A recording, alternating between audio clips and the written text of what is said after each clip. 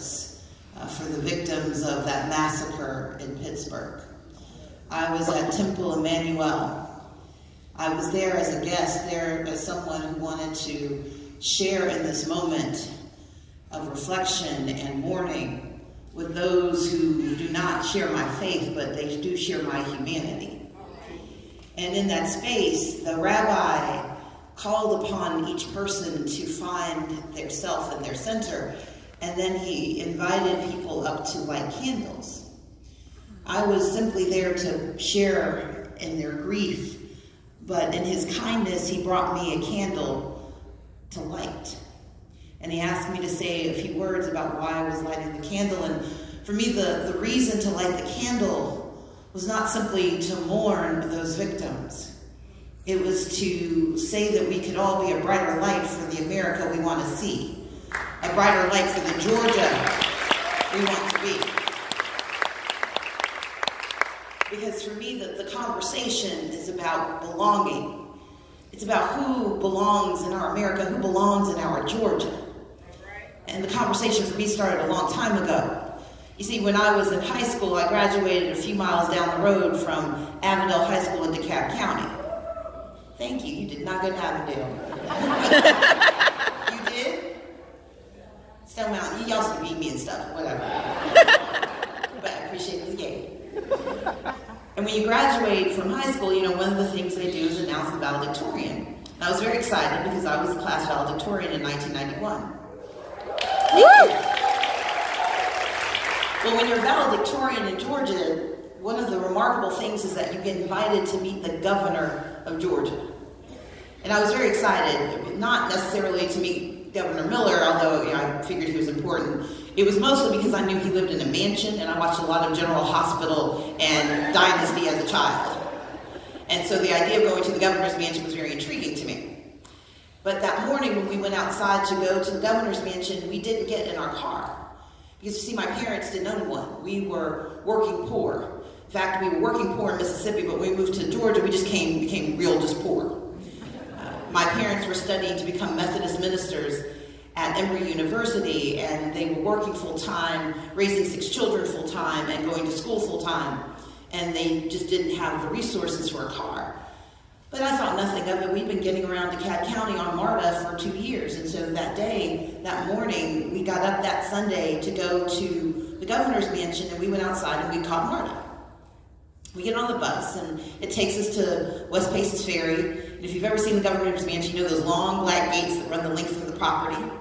And I remember driving past those gates and getting off the bus and walking across West Paces Ferry. And we walk up the sidewalk, my mother, my father, and me. And we get to the top of the driveway where the guard station is. And the guard comes out. And he looks at me. And he looks at my parents. And he says, "This is a private event. You don't belong here." And my father says, no, this is my daughter Stacey. She's one of the valedictorians. But the guard doesn't check his checklist. He doesn't ask my mother for the invitation that's in her purse. Instead, he looks over our shoulder at the bus, and I remember the sneer on his face as he looked at that bus pulling away from the side. As it pulled off from the curb, he was telling himself a story about who was on that bus, about the domestic workers going to work, about the nurses taking on a shift. He was telling himself a story about who couldn't afford to drive up the driveway in their own car. And whatever story he told himself, it didn't fit his image of who should be there. Because when he turned back to my parents, it wasn't with a kind gesture. It wasn't with a come on in. It wasn't even with a let me check my checklist. Tell me your name again. What he said was, look, I told you this is a private event. You don't belong here. Now, I was ready to believe him. I was ready to run and try to catch that bus. But my mother had my arm in a death grip. Because my parents wanted me to understand you don't let anybody tell you who you are. Woo!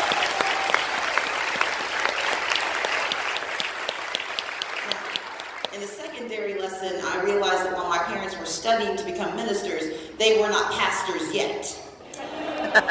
Because my mother and father had a very vigorous and engaged discussion with this gentleman about his choices and his decision-making skills, and my father may have mentioned that he was going to spend eternity somewhere warm if he didn't figure this out.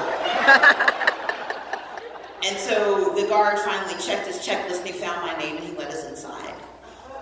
But the reason I harken back to this moment is because I don't remember meeting the governor of Georgia. I don't remember meeting my fellow valedictorians from 180 school districts, from 159 counties. The only clear memory I have of that day is a man standing in front of the most powerful place in Georgia looking at me and telling me I don't belong. But with your help, on November 6th, we're going to open those gates wide in the state of Georgia. We're going to open those gates wide. That's what we're running for. That's what's on the ballot. We're going to open those gates wide in our state. Because the thing of it is, we are Georgia. Sarah and I take it so seriously, we wrote it down on a poster. We are Georgia. And the we that is Georgia is a we that is broader and more beautiful than most folks would have us believe. Because the we of Georgia believes that moms can demand action on gun sense. And that you can believe in the Second Amendment and believe in the fact that not everyone deserves to have a weapon. The we of Georgia says that you can believe in the power of faith and also believe in reproductive choice. The we that is Georgia says that we can come in different colors and pray to different gods and love different people, and no one can tell us that we don't belong in our Georgia. That's what we say. That's who we are.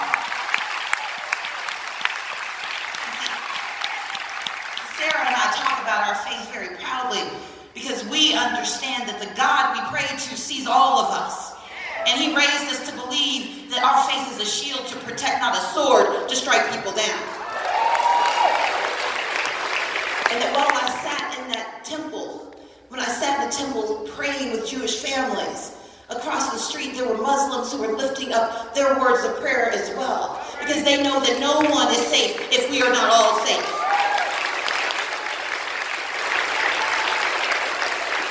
But safety and security has to be more than a buzzword. It has to be more than a conversation. It has to be policy. And the thing of it is, I'm running against someone who does not believe that rhetoric and policies have to match. Because, you see, I believe that we should educate our children from cradle all the way to career. But when I say expanding access to early childhood education, I actually put a plan down on paper so you know what I'm talking about. I say we should put our money where our mouths are, because no family should go into debt taking care of a 2-year-old. There you go. Or a 4-year-old. When I say invest in education, I mean more than making an election year promise you don't plan to keep. Because I think you don't look at someone's rhetoric, you look at their record. And where my opponent has worked hard to slash money from public education, going so far as to say he will steal $200 million from our public schools next year, I'm the only candidate who's been endorsed by educators because they know where I stand and they know what I do. That's why I'm running for governor of Georgia.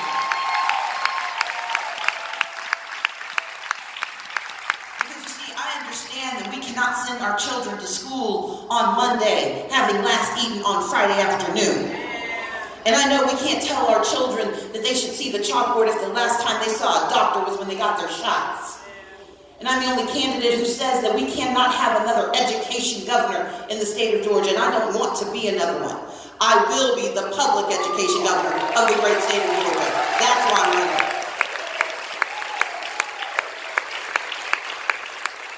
But I also know that we have to have pathways to post-secondary opportunity in the state of Georgia.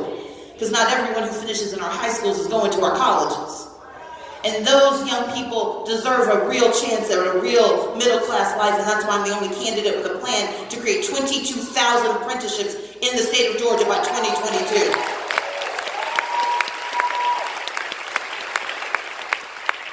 But I also know that we have to make certain our technical colleges are free again in the state of Georgia. Because here's the thing. It used to be free. If y'all remember, before the Great Recession, it was free. Now, the Great Recession has gone. Opportunity needs to come back to Georgia, and I'm the governor to make it so.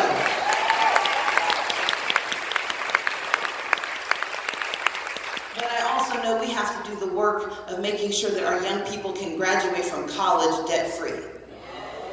And there are, in fact, my opponents have been sending out flyers saying I'm saying something evil and terrible. Because I want to save the Hope Scholarship, make sure that it remains a merit-based scholarship. I'm entitled to this. But I made the horrible I decided we should expand opportunity in Georgia. Because you see, right now the Hope Scholarship continues to have a flaw it's always had. It's always said you have to have a B to be successful. Well, I don't know about y'all, but I come from a family of strong C's and some D's doing the best they can.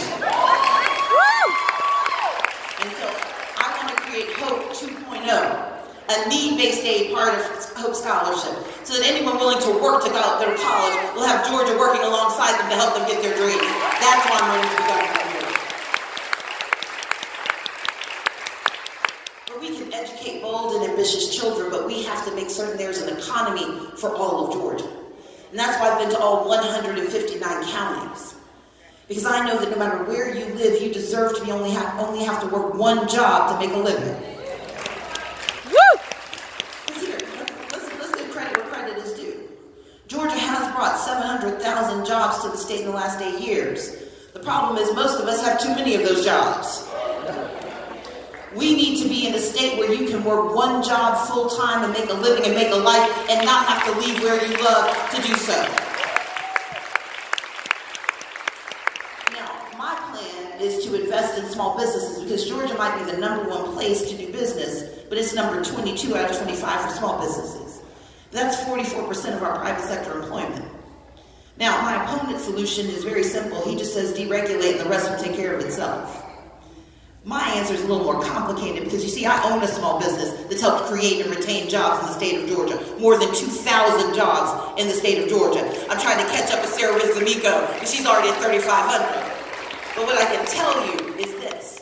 The small businesses need access to capital. They need the little bit of money that will help boost them and give them opportunity. And I take this personally because I lost a small business because we couldn't get a bank to loan us the money. Not because we didn't have customers and not because we didn't have a good idea, but because the bank didn't see opportunity in us. And so I want to create a $10 million small business financing fund. So a small company that needs $25,000 or $50,000 has a place to get that money where they can go and invest. Now, when I made this proposal, my opponent scoffed at it. He said anybody who needs money can just go to a bank. Well, I don't know about y'all, but I can't borrow $500,000 from my friend and not pay it back. And I don't own a bank that can loan me $800,000 that I don't have to pay back. For the rest of Georgia, we need a Governor Abrams who will co-sign on our dreams. That's why I'm running to be the next governor of Georgia.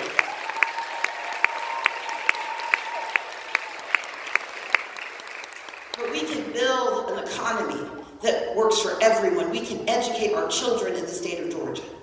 But we have to solve the crisis that is crippling our economy, that is hurting our families, and that is putting a price tag on our future. And that is we have to expand Medicaid in the state of Georgia.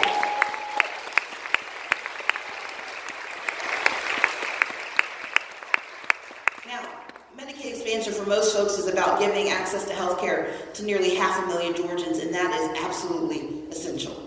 But that number includes 32,000 of our military veterans and their spouses who are being denied access to health care because their money is wrapped up in Medicaid expansion. They deserve health care for what they've done for our country. That is what we have to do. And it's about 56,000 new jobs in the state of Georgia. 56,000 good paying jobs. That's more than Amazon is promising. And it's our money. We've already paid for it. The state of Georgia squanders, let me be clear, squanders $8 million a day. $8 million of our money that goes to Kentucky and Ohio and Michigan and Indiana and Connecticut and California. Money that Georgians have put into the economy that we can't get back because the Republicans are too mean and too cheap to take our money. That's why we don't have Medicaid expansion in Georgia. But if we put in $136 million, we will draw down $3 billion. I want you to raise your hand if you would be willing to put in $1. Someone said, I'll give you $9 back. And it'll save a life. That's what we're talking about. But it's more than the physical health care. Sarah walked you through the numbers, the number of hospitals we don't have, the number of doctors we don't have, the number of families that are at risk because we haven't done the right thing. And it's about more than our economic health. About creating $6 billion in economic development every single year in the state of Georgia. saving hundreds of millions of dollars that will reduce your property taxes and increase your opportunity and reduce the insurance rates that all of us pay. It's also about mental health. Because in the state of Georgia, the #1 provider of mental health and substance abuse treatment is not our hospitals. It's our prison system. That's what happens in Georgia. And I take this personally. See, I have a younger brother named Walter. He's number 5 of the 6 of us. Our older sister Andrea is a cultural anthropologist. Our sister Leslie is a federal judge. Our brother Richard is a social worker. Our little sister Janine is an evolutionary biologist and a molecular systematist. I do not know what she does. But I don't get to list my brother Walter in the litany of successes that my parents were able to pray and work their children into. Because you see, my brother is in jail because he is a heroin addict. And his addiction has been long and difficult, and it started when he was in high school. My brother went to Morehouse College.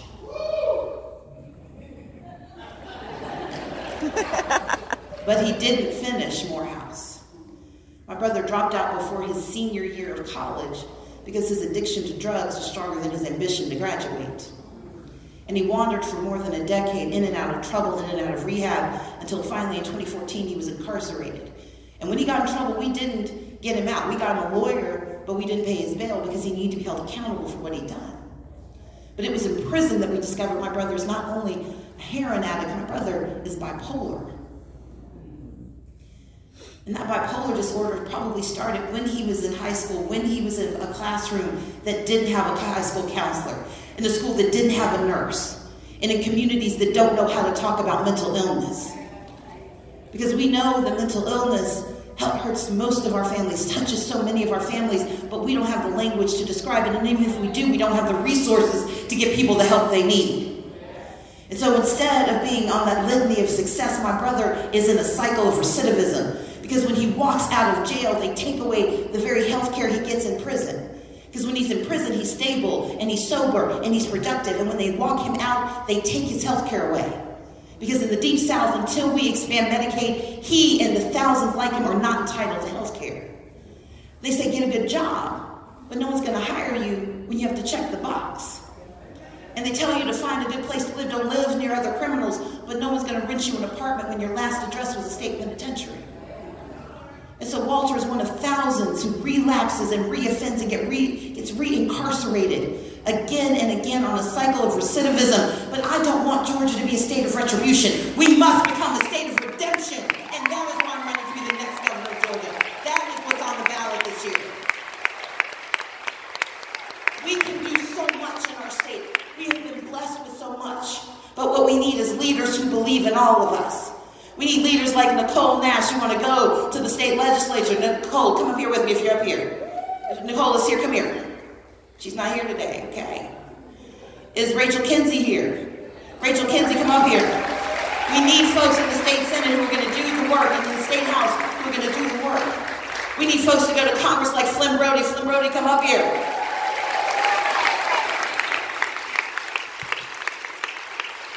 We need folks like Flynn to go to the Capitol, to go to Congress and tell them to keep their hands off our pre-existing condition coverage in the United States of America. Woo! And we need Dawn Randolph right here in Georgia on the Public Service Commission. Come here, Dawn Randolph. Dawn, who's going to fight to make sure we are paying more than our fair share for access to electricity in the state of Georgia. To make certain that our children aren't being put into danger because we've been too cheap to do the right thing. And we need more jobs in Georgia, good paying jobs, and that's why I'm going to be casting my ballot for Richard Keeley as the next labor commissioner in the state of Georgia. Because we need Richard Keeley. We need Richard to be here with us, to stand with us on this side. To stand with us on this side. There we go. Because as Richard Keeley is our labor commissioner, we will create better jobs in Georgia. Good paying jobs, diverse jobs. But I need a partner standing side by side with me to get this done. And that is Sarah Riggs Amico running as our next lieutenant governor of the great state of Georgia.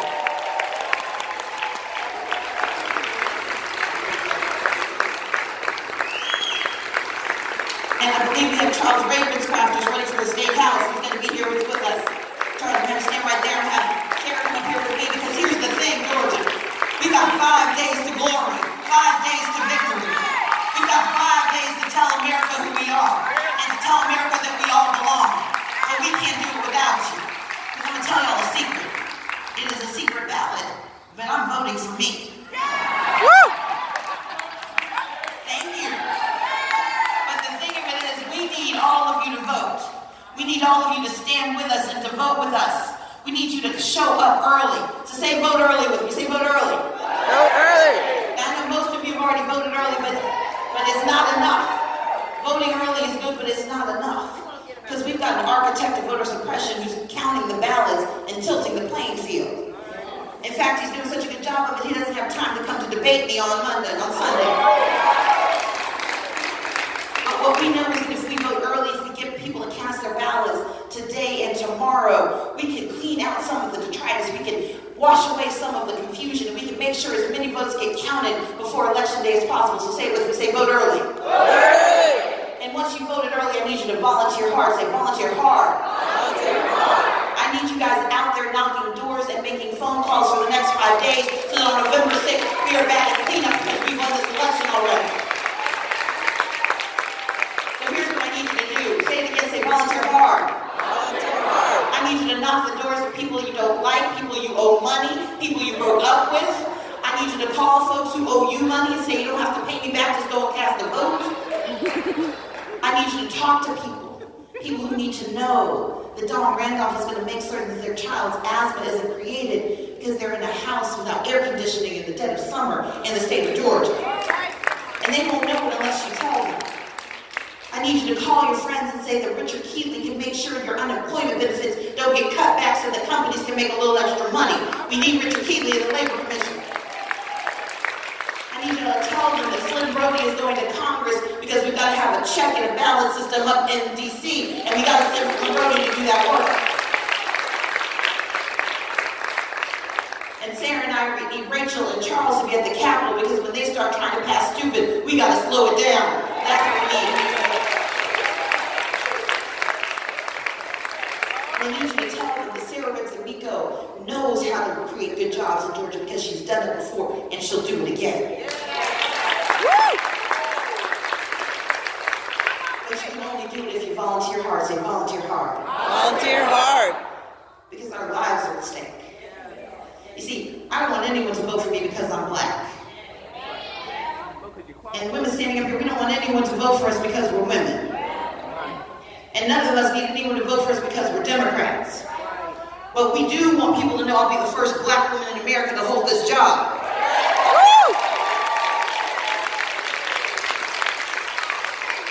And more importantly, we need you all to volunteer hard because they need to know they should be voting for us because we are better than the other guys.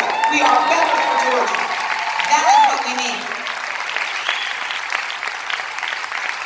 Because in the end, the reason Oprah is here, the reason Obama is coming, is because they know a secret that we know in this room, that we all belong. Because we are Georgia. Say it with me. We are Georgia.